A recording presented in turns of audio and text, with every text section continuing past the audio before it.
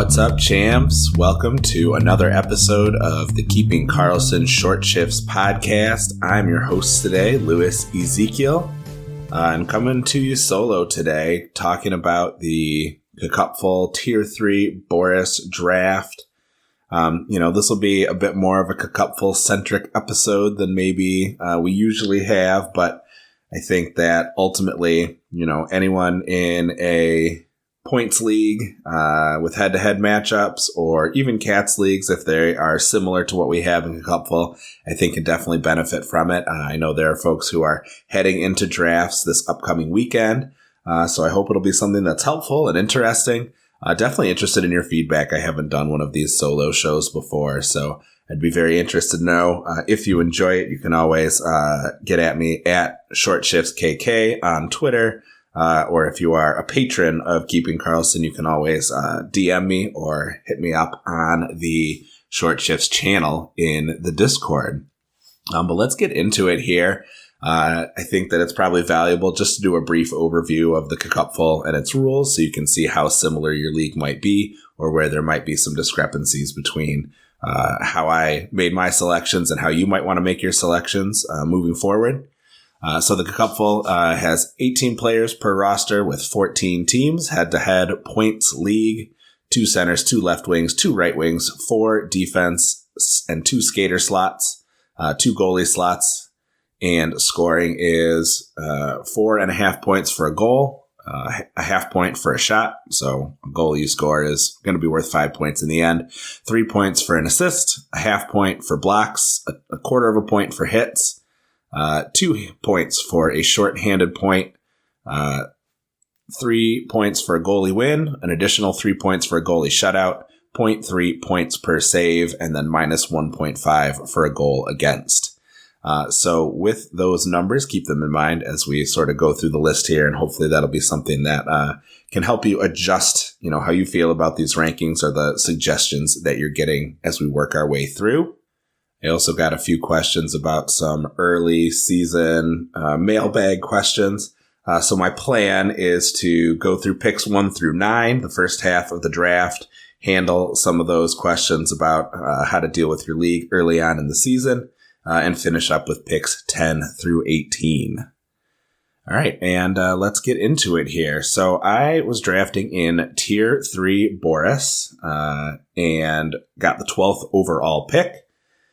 So a little bit of a, uncomfortable situation, I suppose. Certainly there's a little more certainty when you're picking in that top 4 and you can get one of those superstars. Although in the auction draft last year, I managed to get Austin Matthews and it didn't go great for me overall. So, maybe this 12th spot would be able to give me some advantage, especially with, getting another pick pretty early in the second round and third round because the KKUPFL uses that third round reversal.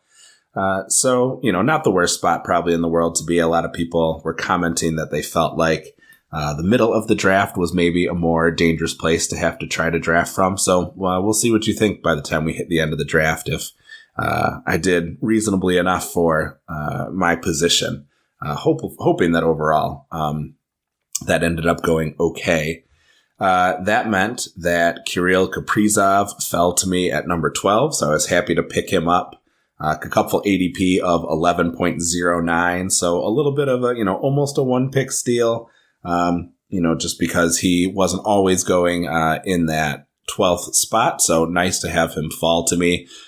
As you might imagine, the earliest picks went McDavid, Draisaitl, Matthews, McKinnon, Pasternak, Rantanen, Hughes, Tkachuk, Kucherov, Robertson, and Brady Tkachuk. I think for the most part, when we were seeing a switch in that first round, it was Tkachuk and Kaprizov swapping with one another.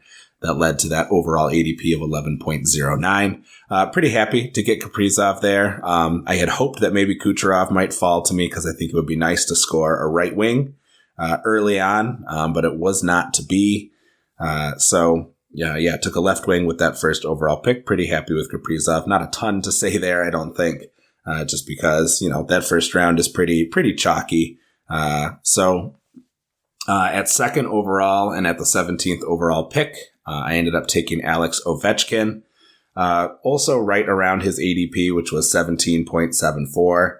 I think that he and Tim Stützle were the ones who were switching more often than not. I considered Stützle. I like the position eligibility that he has with center left wing. And obviously, playing on a good team, a surefire top line, top power play guy, contributes a lot of the same shots as Ovechkin, especially, providing some hits. I just felt like Ovechkin was a safer bet. I think that he is going to be the guy in Washington. Hard to imagine a top line, top power play without him. And certainly likely that he's going to get fed for all he can to try to, help him surpass the records that he's chasing. So I felt good about taking Ovechkin there. I would have been perfectly happy with Stützle as well. Marner was picked right before. That might have been one that I would have liked to go for just because, again, that right wing scarcity. And as you will see, it's going to be quite a while before I'm able to snag my first right wing. So that is an area with some depth scarcity, but more or less I was seeing players start to fall to me starting in the fourth round that I just couldn't ignore. And definitely for the early rounds, my aim was to, take best available player. One thing that was guiding my strategy here as well is that I did want to fade defense and goalies. Spent a lot of time talking with co-host Shams Benamor, who, his Vort model definitely values forwards over all other positions. And I really struggled last year. I made some picks, spent some of my big money in the auction on players like Jacob Markstrom, like Victor Hedman. I think that there obviously are defense and goalies who would have scored better and had better value. So it's not just the position that led me into problems with those particular folks, but it did sort of encourage me to maybe shy away a little bit more from those defenders and goalies. So my first 6 rounds all are going to be forward picks, and I felt pretty happy with it.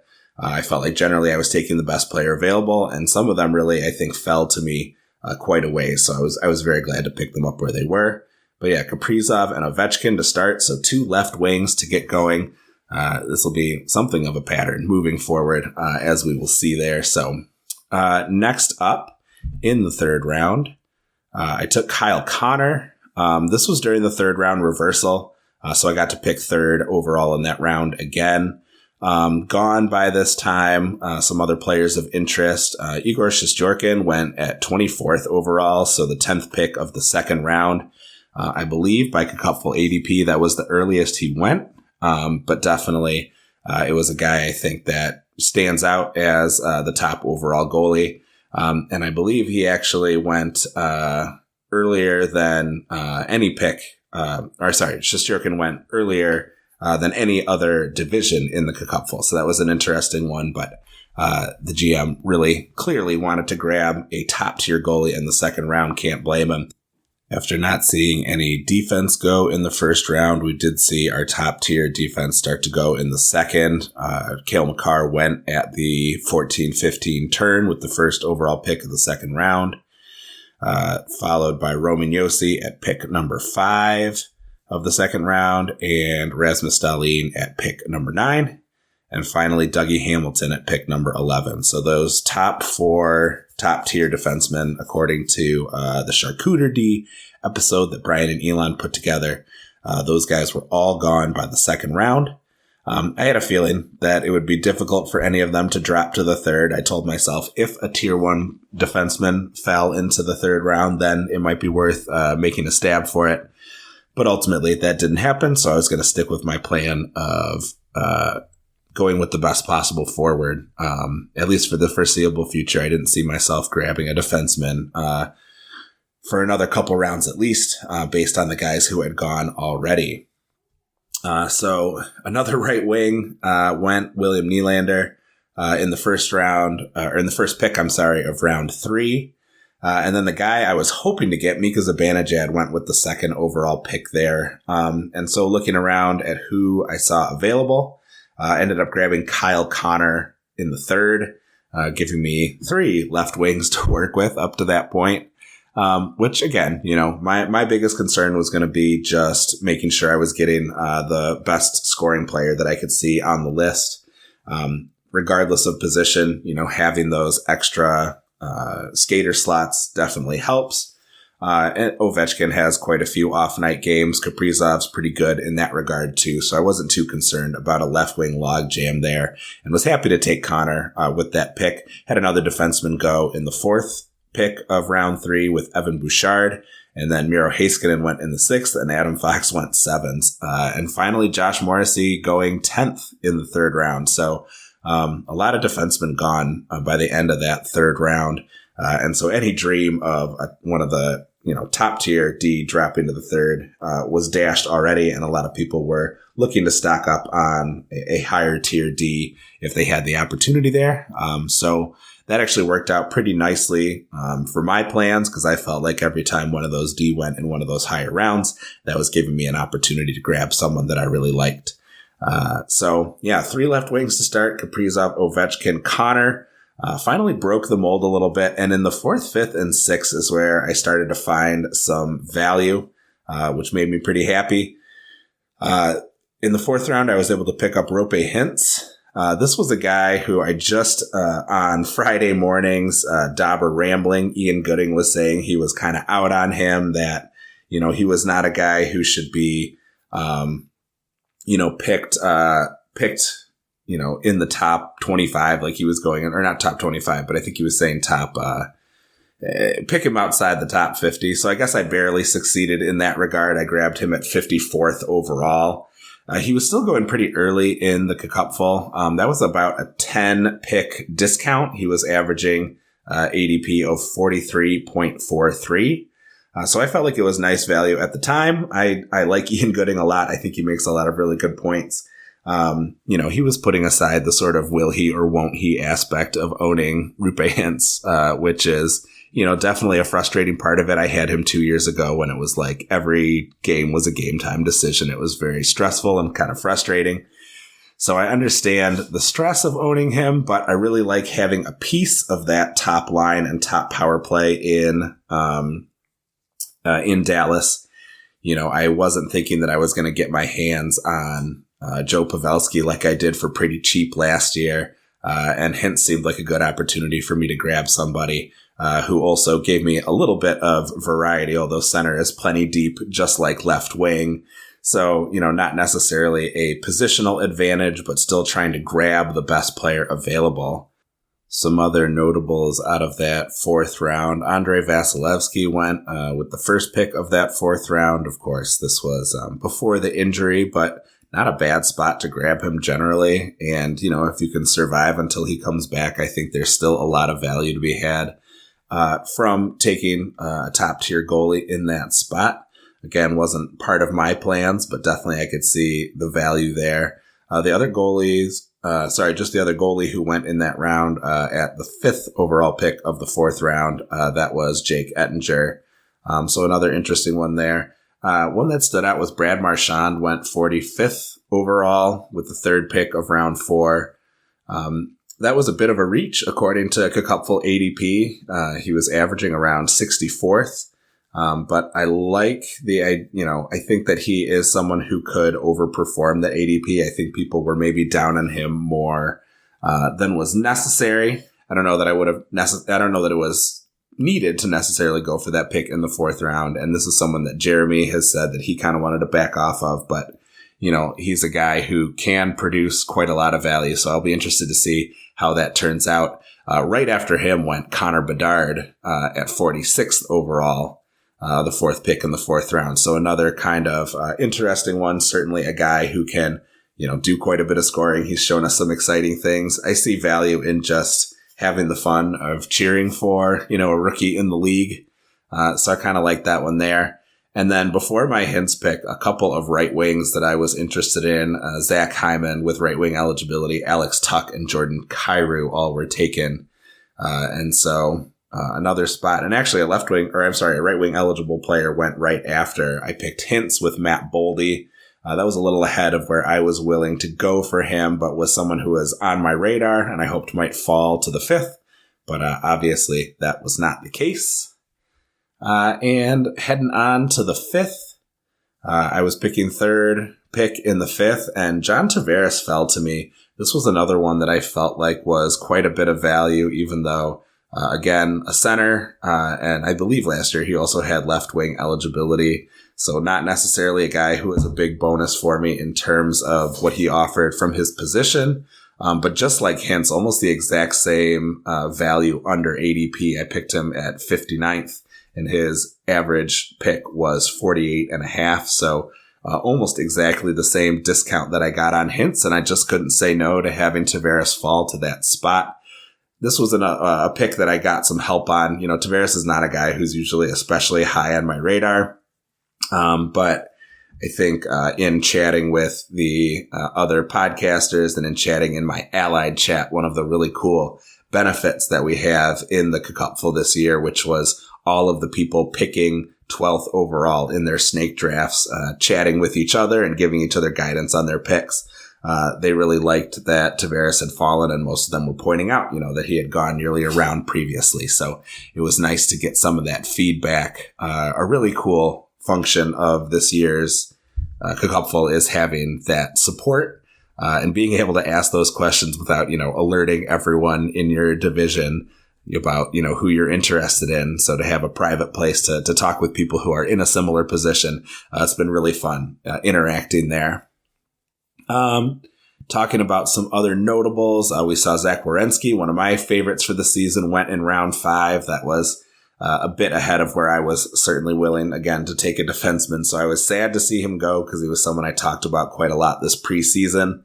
That, again, was the pick right before mine. It seemed to be a bit of a trend that the GM picking right before me, I think, was looking at a pretty similar list and saw the same guys coming up. So on more than one occasion, they kind of grabbed a guy that I definitely liked. In this case, again, like I said, a little too early in my opinion, but I like Werenski a lot. I've talked about him quite a bit during the course of the season. So this was a guy that I was into, but just not at that point. Glad to get Tavares at a discount. Saw some more goalies and defensemen go in this round, which again, I liked. It played into my strategy of trying to get the best possible forwards early on. In this round, we saw, besides Werenski, Ilya Sorokin, Connor Hellebuyck, Quinn Hughes, Victor Hedman, and Mo Seider all went in the 5th.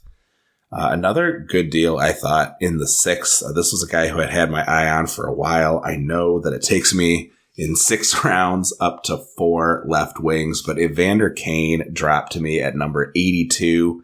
This was one of my bigger steals. He was averaging 66.3 in the KKUPFL ADP.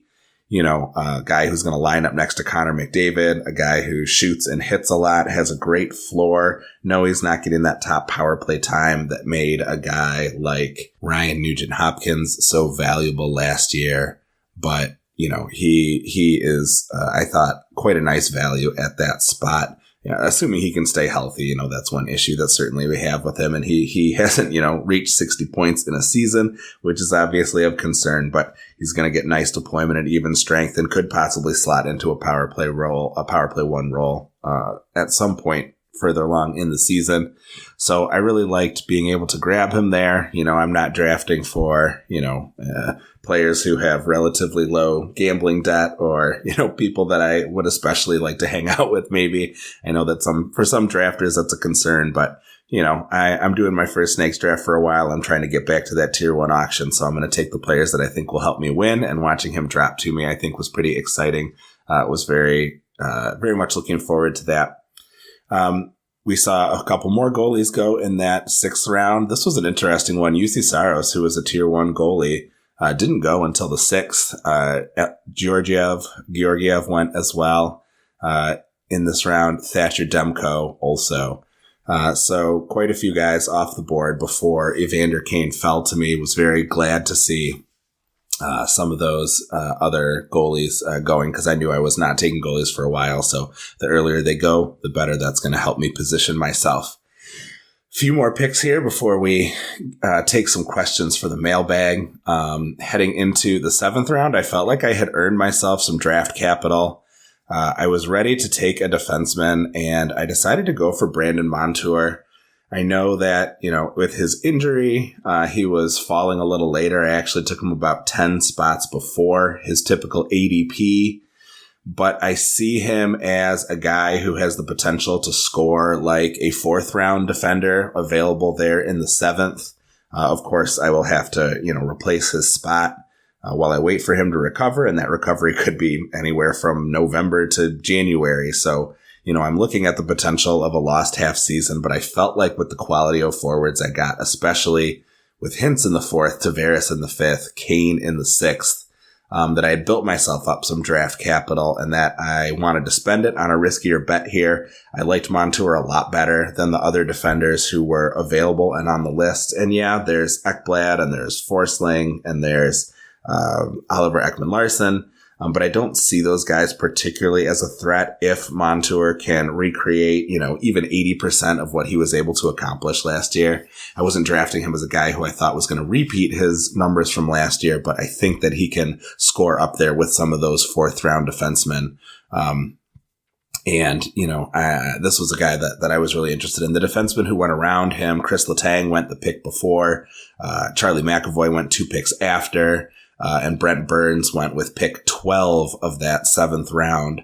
And I liked Montour considerably more than any of those guys, all injury issues aside. And I feel like he could be the kind of guy who could, come in the wintertime and help me really put my team into the next gear. So that was, I think, sort of my first, off the board pick, certainly my first reach, right? The other guys were kind of falling into my lap at that point, but I wanted a defenseman, and this seemed like a good way to get a true number 1 defenseman, in my opinion. He was another guy who was highlighted by Ian Gooding in his column on Friday morning, so that did make me worry a little bit, and he made some good points about, what he would be able to accomplish, but I also, was drafting him at 87, so not maybe as high as some of the, some of the ADP that was sort of giving Gooding some of that concern. So I appreciate Ian's writing very much, but that's one that I thought was a risk that I was willing to take, especially, 10 picks early there, but I got Hintz 10 picks late, Tavares 10 picks late, Kane 15 picks late. And the next guy we're going to talk about, also 15 picks beyond his typical ADP. So heading into the 8th round, I was finally able to pick up a right wing at a spot that I thought was appropriate. I really don't like reaching on someone just for position. This was something that we debated a lot in our Allied chat, and I thought was pretty interesting, is it worth it to go out of your way to reach for someone just because they fill a position of need? I'm more happy to kind of let them fall and kind of grab them as they come up in the queue. I think with forwards especially, there's going to be players who rise through the course of the season. There'll be some guys who get some position eligibility added as we go. So Drake Batherson was my pick in the 8th. Again, probably not maybe number 1 on my list of people that I might want to hang out with. Certainly a little bit of lingering concern about the Hockey Canada thing, but it seems like that's not going anywhere in terms of having an effect on people's playing time this season. And a guy who plays on a nice line. I don't love the news that's come out since I made the pick about Josh Norris maybe being delayed into the season. And certainly, he's not going to be fully caught up, fully conditioned. So that's got me worried a little bit because that does seem like it's going to be his most likely center. But Batherson does have good players to play with, and he had a nice preseason, I think, with a goal and 4 assists, something in that range. So glad to finally fill out a right wing slot. And he was a guy who, fell to me at 110th when he was going 94th overall, 94th, 95th. So actually a guy who was going before Montour in most cases, but was able to grab him in that 110 spot. It was nice to get Batherson as a spot where he kind of fell to me, but I did have a number of other players that I would have taken before him if I had had the chance. Claude Giroux went with the 3rd pick of that 8th round, who I would have liked to have as a right wing, and he's got center eligibility as well. And 3 defensemen that I was quite interested in. Noah Dobson went with the 6th pick, Seth Jones with the 10th, and Matheson with the 11th. So 2 defenders I was very interested in going the 2 picks before I grabbed Batherson with the 12th pick of that round. It did help make my decision a little easier. And I was, trying to maintain my goal of sort of fading defensemen. But since I did pick up an injured one to start, having a guy like Jones or Matheson would have been really nice, I think, to kind of help stabilize things until Montour makes his return. But it was not to be. I had some sharp drafters ahead of me. Matheson was another guy that I had been talking about as someone I really liked. I was looking him as more of a 9th, 10th round guy. But again, because I was waiting on D and other people were going for it, it did seem like fading D, I was really going to have to fade them if I meant to do it. So it did allow me, obviously, to get Batherson at a bit of a discount, or like almost a full round discount. But it was a spot where some defensemen that I really liked were starting to go. And maybe if I had been willing to, pull a defenseman a bit earlier than I had initially set out and planned to do, then maybe I could have, grabbed someone a bit earlier. But especially to have two that I really liked go right before made the decision very easy because I didn't see anybody else in that tier. Darnell Nurse went with the 13th pick of that round, so right after I had Batherson, and that's a guy who I had considerably lower than Jones and Matheson. So, it was easier to make that choice because those guys that I really liked were out of there. And then for the 9th pick, again, my 3rd pick in a row of not picking a left wing or a center. So after 6 straight left wings and centers, I finally decided I would grab a goalie and picked up Tristan Jarry. Looking over the list of the goalies that were left available, especially with Ilya Samsonov going with the first pick of the 9th round, I saw him as definitely a step above quite a few of the other goalies that were available. The only one who I really liked kind of around the same level was Philip Gustafsson, who actually ended up going with the next pick after I had Jarry. But there is, the threat of Fleury taking some starts. My feeling is that Fleury, treasure though he is to the hockey community, I think is getting close to being washed. So I think Gustafsson has a good chance to be that starting goalie, I think, or at least get, the majority of the starts.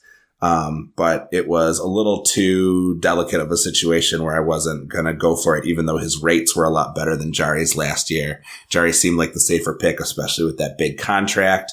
Another goalie who went in that same 9th round was Jacob Markstrom. I think he definitely will perform better than he did last year. I don't think he is the guy 2 years ago who led the NHL in wins, or in shutouts, I should say. And I don't think he is the guy last year who was just an unrosterable disaster. I think the real Jacob Markstrom is somewhere in between, but there is the potential threat. I know that Wolf got sent down to the AHL today to make sure that he's getting plenty of starts, and I understand that move. But, there is some potential threat there, and just some kind of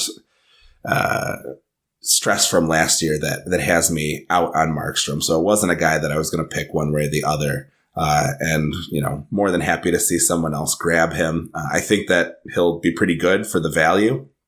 But also just a guy that I don't want to spend the season worrying about like I did last year. So maybe it's more of a psychological thing. I'm trying to avoid that kind of approach. Didn't really have the chance to grab Hedman or Matthews, two of the guys who really stressed me out last year, in addition to Markstrom. So, ultimately I'm not going to have to worry about some of those same guys. So that's the first half of the draft. This is becoming quite a long shift, I can already tell. So hopefully you're not too sick of the sound of my voice. I'm going to talk about a couple mailbag questions that I got. After this quick break, you're listening to Short Shifts. Welcome back to Short Shifts. So I took a couple questions that people had about some early people to keep an eye out for. Some of this may be more actionable than others, depending on whether you've drafted already and you've got players who are in your free agent pool, because, they hadn't sort of broken out in fall camp quite yet, or there was injury news, that sort of thing.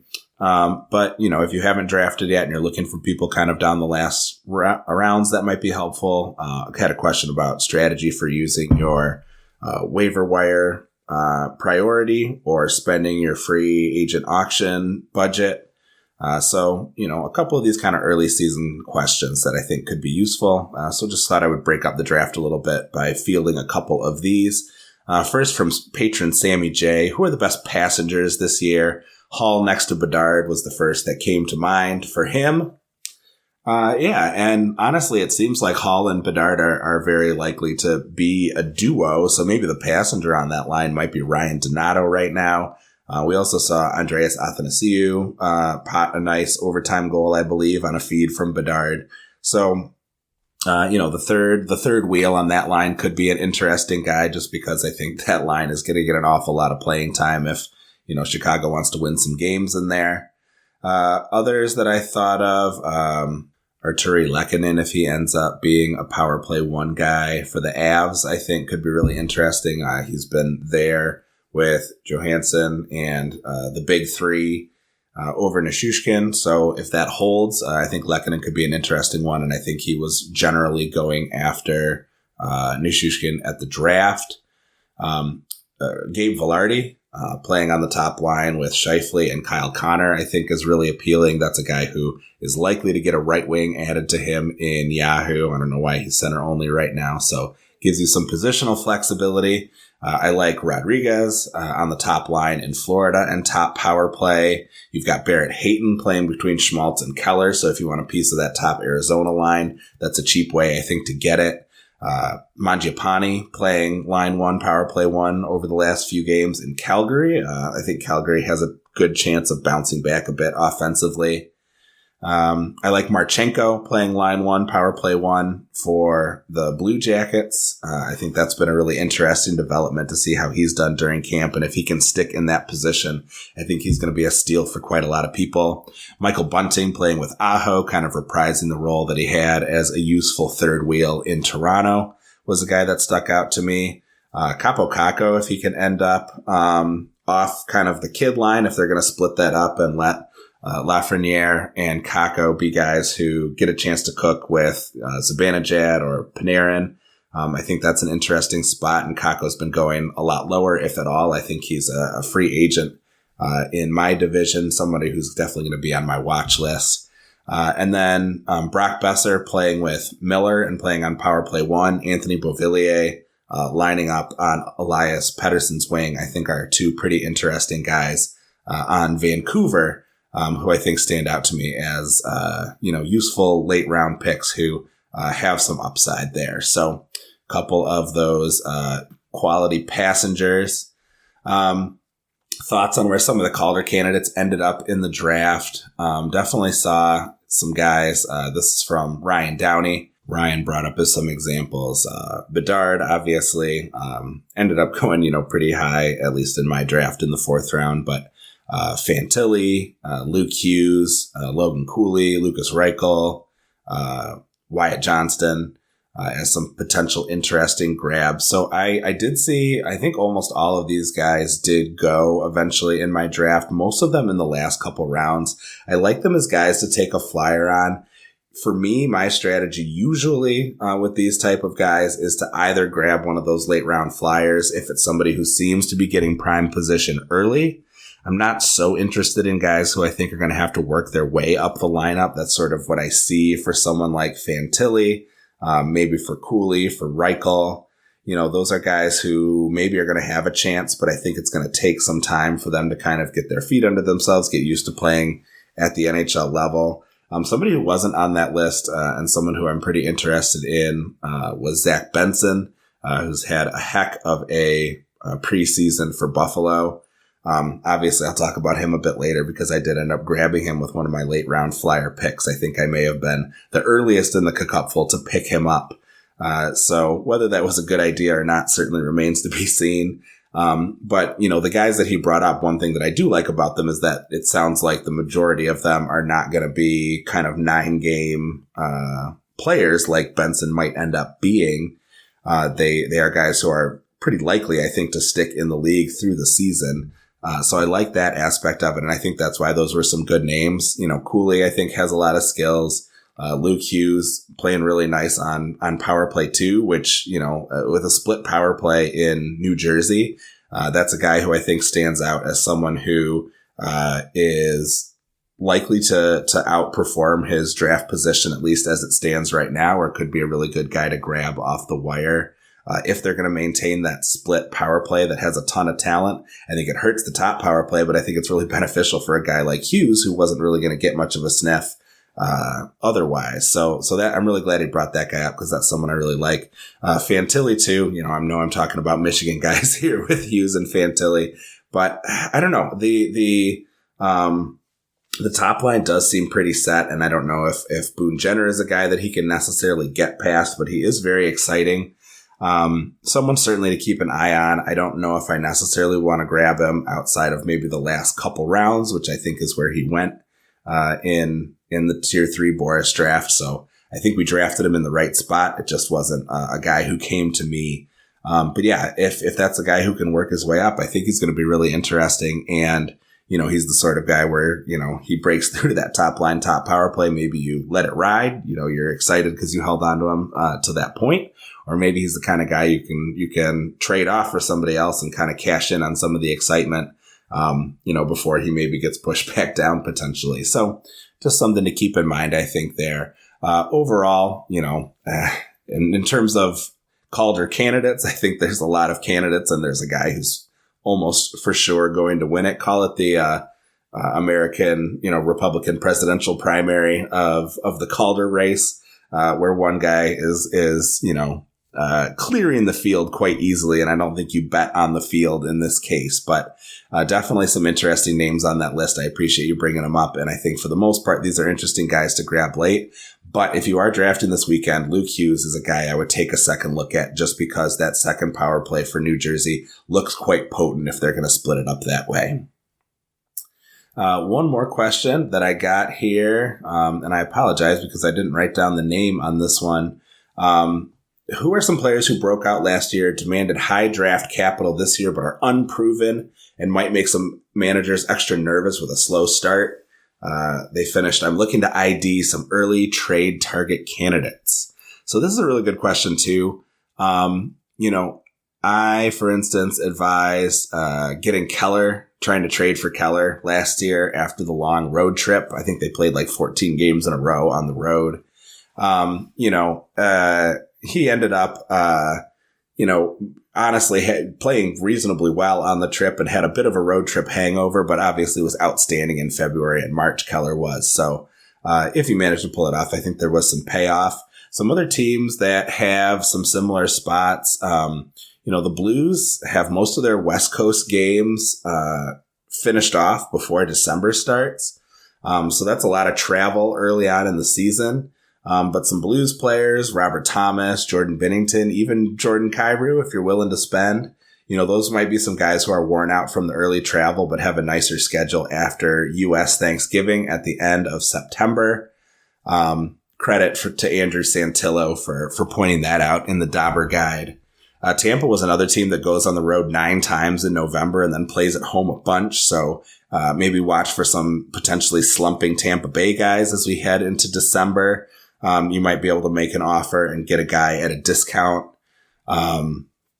If Bratt ends up on power play 2, I know I've been talking up that power play 2, but if folks have some concerns about the split, that might be a guy who you could get for a little cheaper.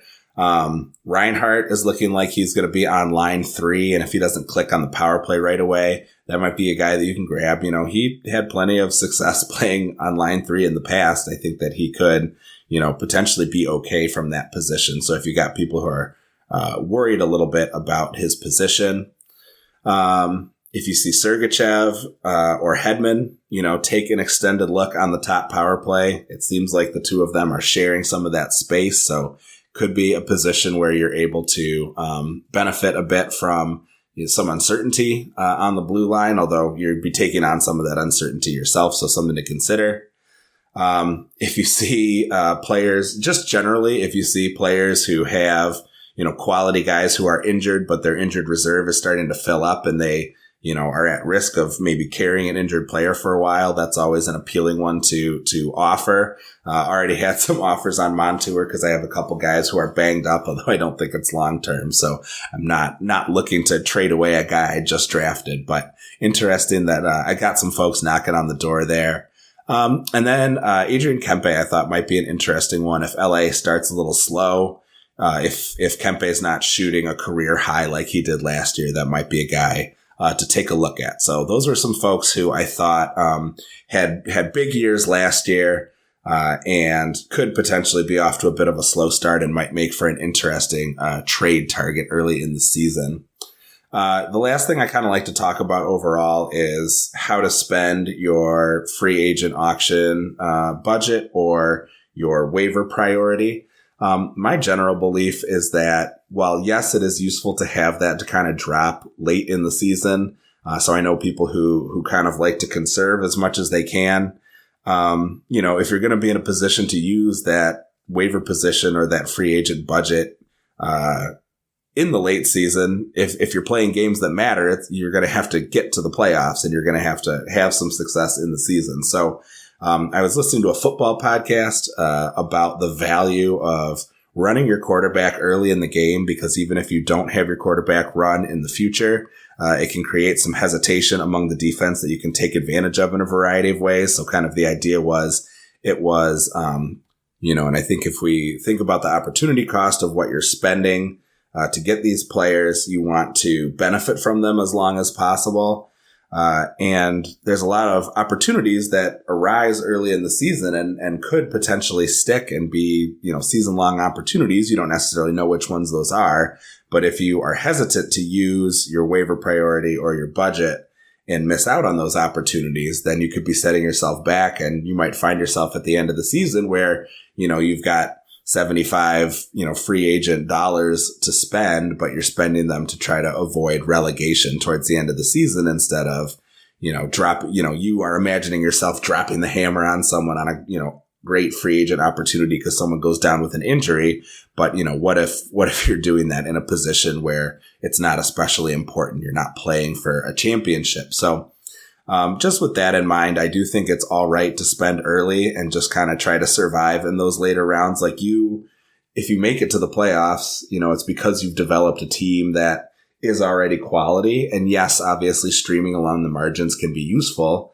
But it's not the end all and be all. And I think it's better to kind of shore up your team overall as the season progresses and kind of cut the dead weight, rather than just relying on, being able to get the best possible free agent during your playoff series, potentially. All right. And with that wraps up the mailbag section. We're going to get on into the second half of the draft.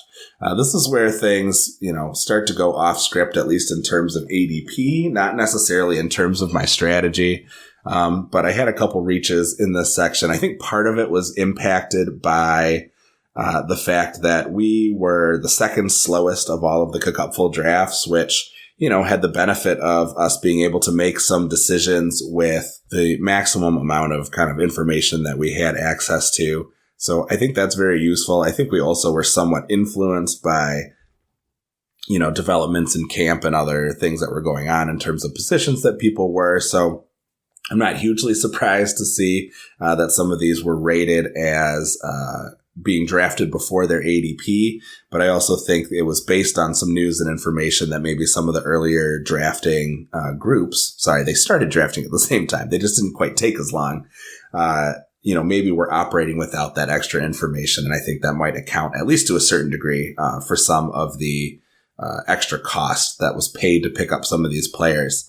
In the 10th round, I picked my first healthy defender.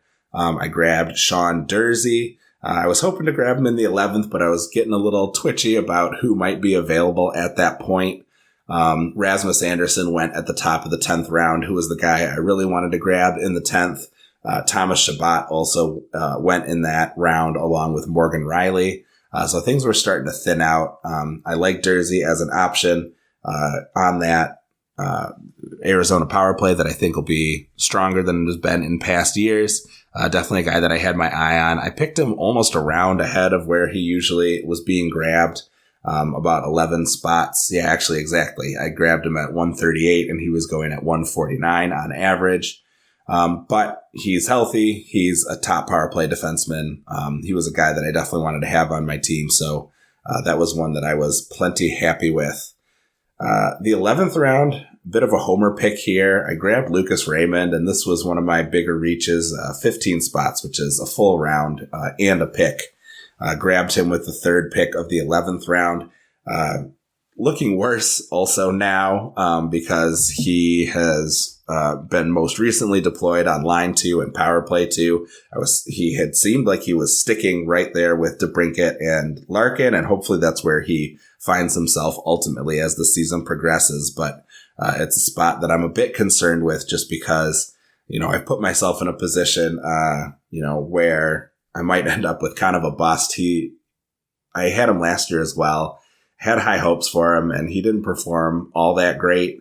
I do obviously like that he had right wing eligibility, which was something that I really needed. And no other right wingers, I think, Tom Wilson went in that round as well.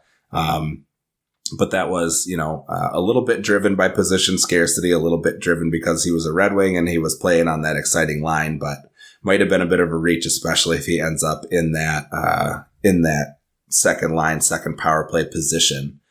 Some other interesting names that went in that round are Terry Lehkonen, who I was just talking about, went in the 11th. Josh Norris as well, who's been banged up. John Klingberg going in that round, the round after Morgan Rielly. So very close to Rielly, kind of indicating that there's definitely some uncertainty between the two of them. I think if one of them was clearly the top power play defenseman, they would have gone quite a bit earlier.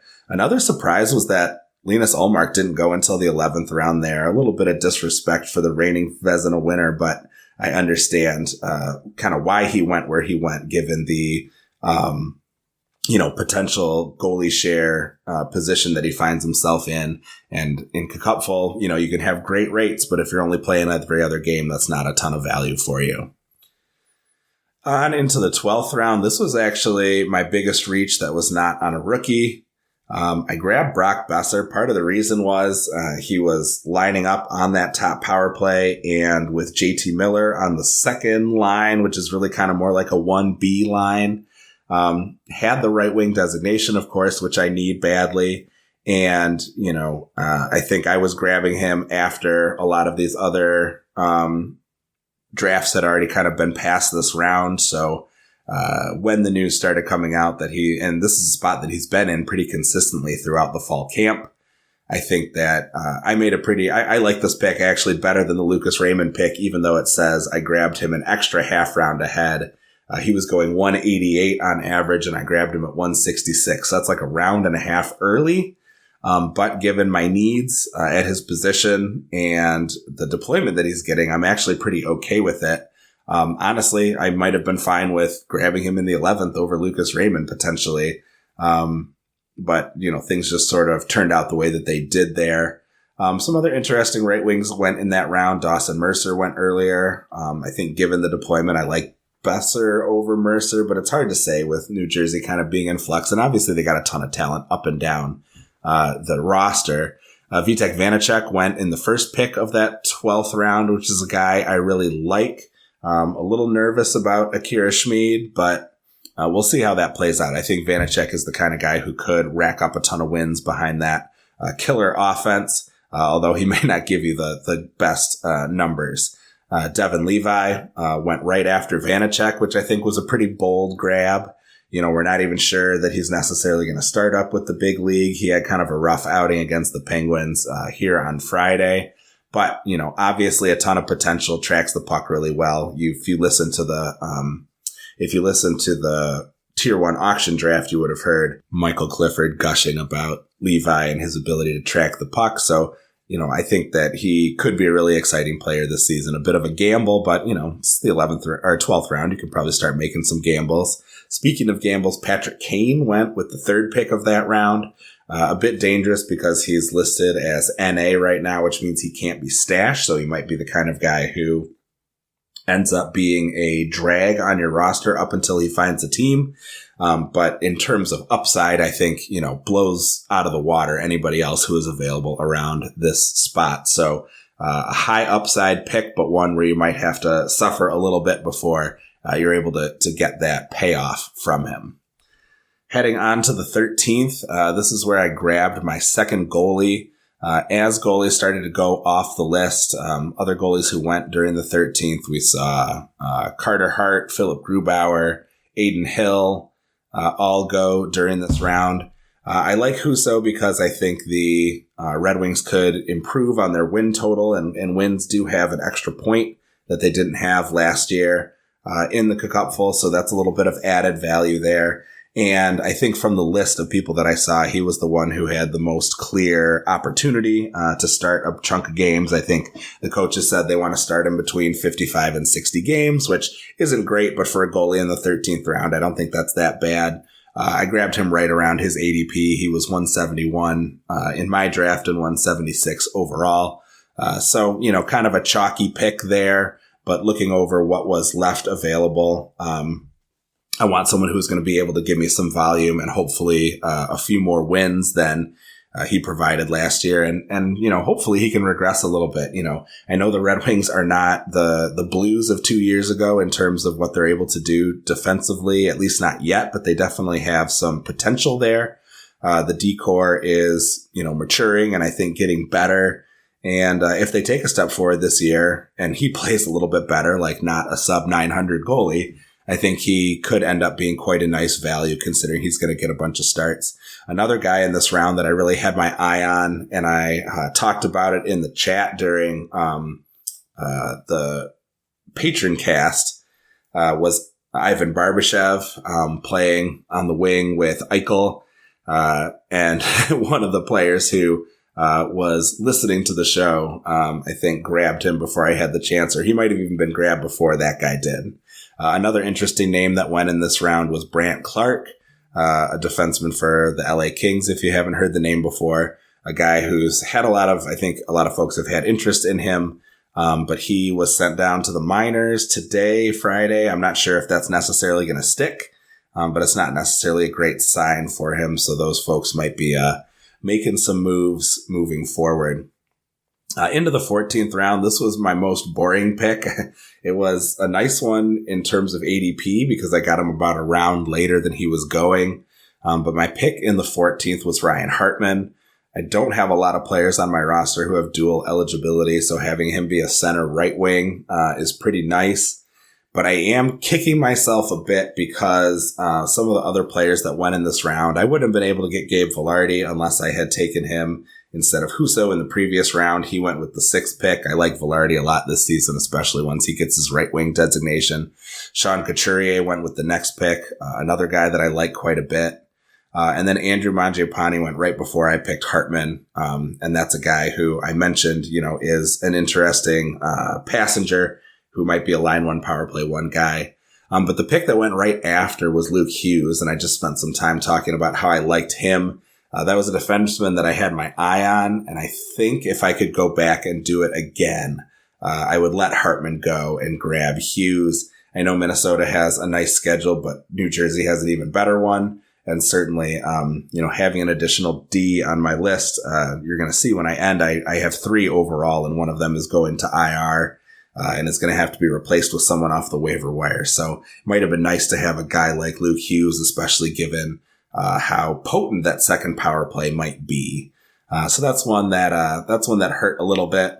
And then right at the top of the 15th was another guy that I really wanted and had my eye on, Dylan Strome. I know that he hasn't been getting the kind of plum deployment that made him such an awesome own last season. But I do think that eventually when it comes time for Washington to get serious and try to win games, if that's something that they're going to try to do and fight for a playoff spot, I think that it's going to be with Dylan Strome as a line 1 power play 1 guy, not a line 2 power play 2 guy. That's just kind of my guess there. Instead, this is where I decided to pull the trigger on Zach Benson, an exciting player who's been having a great preseason. Again, the guy that I picked quite early. He was one of the last guys getting picked up in the draft overall. It's 252 picks, and his ADP was at 248. So grabbing him at 199 was quite the reach.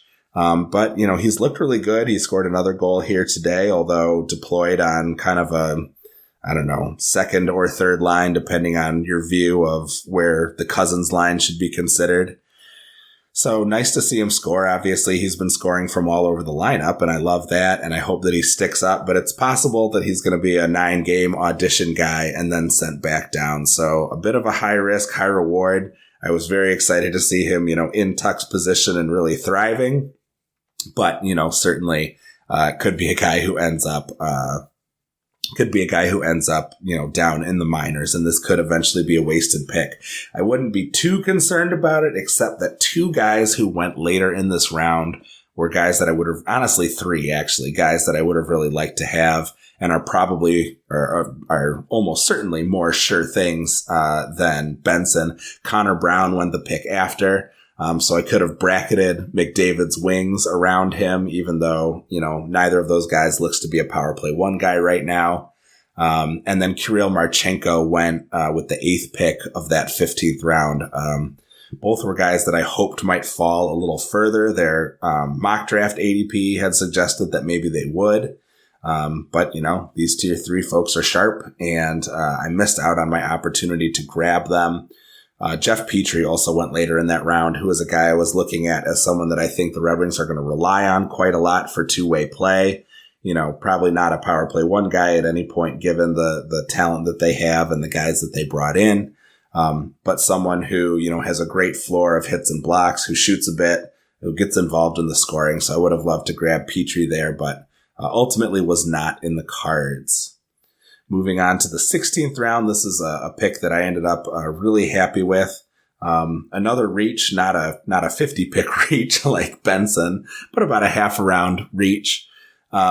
This was another one where I think I benefited from wading a little deeper into the news cycle. So I was able to get Evan Rodriguez in the 16th at pick 222, a guy who sure seems to be stapled to Barkov's side. And is getting looks on power play 1. So very interested to see if that continues. If it doesn't, not a bad drop, obviously, but we saw him in some of his previous stops, be able to move up and down the lineup pretty effectively. So if he's the kind of guy who can make that push onto the top line in power play 1, I think that's a lot of good value, even though it was listed as a reach. Some other interesting names that went in the 16th round. Henry Thrun went with the first pick, who might be running the power play for San Jose. Torrey Krug was a guy I had my eye on, who came back maybe a little earlier than expected from his foot thing. And also saw Alexander Holtz go in that round before it got to me. Logan Thompson, Jordan Binnington, and Elvis Merzlikins all went in a row, with Jeremy Swayman going a bit later in the round. And Max Pacioretty, another one of those kind of, he might not come back for quite a while, but when he does, he could be a really exciting ad if he can stay on the ice. He went with the 9th pick there, so I thought that was a pretty solid grab as well. Down to the last 2 rounds. Not always the world's most exciting, but made a couple grabs that I kind of liked here. My pick in the 17th was Hampus Lindholm, just trying to shore up my defense a little bit. I only had 2 guys and one was injured. So Lindholm, I think, is interesting, certainly sort of where he's being grabbed by kind of your average Yahoo user, I think is a bit early. I don't see him scoring 17 power play points again on this edition of the Bruins, both because they've lost some of their potency on that power play and because it seems unlikely that unless we see an injury or a major change, I don't think Hampus is necessarily the guy they want up there running things, but he did it for a time last year, which was very exciting if you managed to grab him. And he is, a pretty safe floor in terms of those peripherals. So as a guy I felt fine taking there. Alex Killeran went in that round. I think he probably would have gone a bit higher, but he had already had the broken finger, so he knew he was going to be out for a series of weeks. Ryan O'Reilly has been playing nicely for Nashville, also went in that round.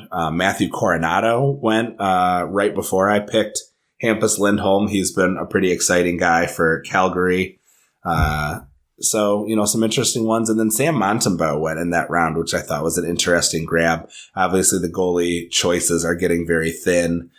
So, just looking for a guy who might be able to steal some starts. And then finally into the 18th. So I can maybe squeeze in here just underneath an hour of recording time. I guess the ads are going to push it over whether I like it or not.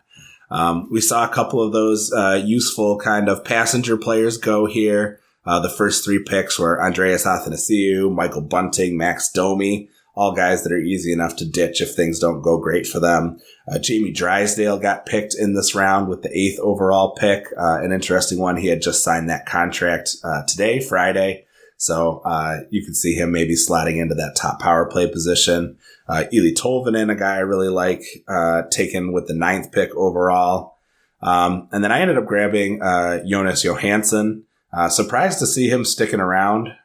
He was a pretty decent steal for a goalie. I told myself, all off season long, I'm not grabbing a third goalie, but this is essentially like an extended streamer.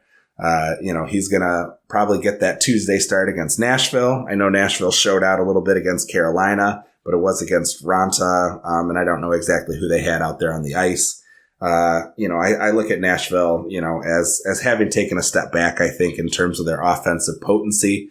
So hopefully he can put up a good Tuesday game. And then if I hold him through Saturday, I could play Husso and Johansson potentially against each other, to guarantee myself the win out of that game, which is a nice way to get an easy 3 points. So just sort of thinking about the short term there, but, with Vasilevsky out, if he can put together some nice starts, he's a guy that might actually end up sticking in my roster, and maybe it's the guy who comes in for an injured player like a Montour, who becomes my streaming player. I should note too, Hampus Lindholm was my steal of the draft according to over under ADP. He was going on average 183, and I got him at 227. So about 3 rounds early or late, I should say. So that ended up being an all right one overall. Just some stats from the draft provided by Kevin Hebert, who I want to make sure I shout out here because he is making the league so awesome with all of the various things that he's providing. But one of the data, you have a How Did I Do tab on your KKUPFL ADP sheet where you can look up your specific team. That's where I've been drawing all of the information that I've been using about where I got players relative to their KKUPFL ADP. Including information like Evander Kane. I picked him the latest of any person in the KKUPFL when I got him at 82. I also picked Zach Benson earlier than any other player, and I picked Hampus Lindholm later than any other GM got. So a couple players who I got very late at nice discounts, and one guy that I picked way crazy early, but I'm kind of excited about. Some of the other steals in the draft, Keandre Miller picked at 228 when his ADP was 187. Steven Stamkos picked at 36 when his ADP was 28. Mika Zibanejad going at 30 when his ADP was 25. I was so hoping he would fall to me. We already talked about Kane and Lindholm because those were guys who were on my roster. Mason McTavish was grabbed at 235 when his ADP was 203. Max Pacioretty was a discount at 219 versus an ADP of 181. Claude Giroux came through at 101 when his ADP was 87. Gustav Forsling at 180 with an ADP of 151.87. And then Valery Nichushkin grabbed at 99 when his ADP was 84.46. So that's the kind of really awesome data that you can get from Kevin's sheets. You can compare yourself to other people who drafted in the 12th spot. You can see similar teams. You can look at the top overall reaches and steals in the KKUPFL draft. You can look at the auction value and look at your team's value overall, which is really cool. So you can see, the players the GMs who drafted the most valuable team based on the sum total of their auction draft. Just so much cool stuff that you can do. Really love to see it. So, it's been really fun playing with these, with all of these various tools. It really helped me set up my show here. I hope you aren't sick of hearing me talk to myself this whole time. Please, I really would love to get your feedback about the solo show. If it's the kind of thing that is interesting and you might like to see more of, it's, nice because I don't have to necessarily set the schedule with other people. I could just, fire one off, after work one day or that sort of thing. And I think, it's something that the other hosts could potentially do as well. But don't worry, we will be bringing you our regular 2 episodes a week, recording on Tuesday and Thursday nights for release. Those nights are in the morning of the next day, just like we always do once the season starts. But, the opportunity, I suppose, to toss in some extra things in there, here and there, perhaps. So yeah, please let me know. You can, of course, find us on Twitter at ShortShiftsKK. You can, of course, follow Brian and Elon at Keeping Carlson. Recommend that you follow at Game Day Lines, at Game Day Goalies, at Game Day News NHL, at Game Day Stats NHL. All of those are so nicely organized at GameDayTweets.com, which I use each and every day. So valuable. We, of course, used Yahoo and Fantrax to help us out here today, as well as all of the fantastic data put together by Kevin A. Bear. Thanks so much. Intro and outro music was created by Pat Roach. John Reed is our digital media producer. Until we see you next time, play smart and keep your shifts short. Unlike this episode. Bye, everyone.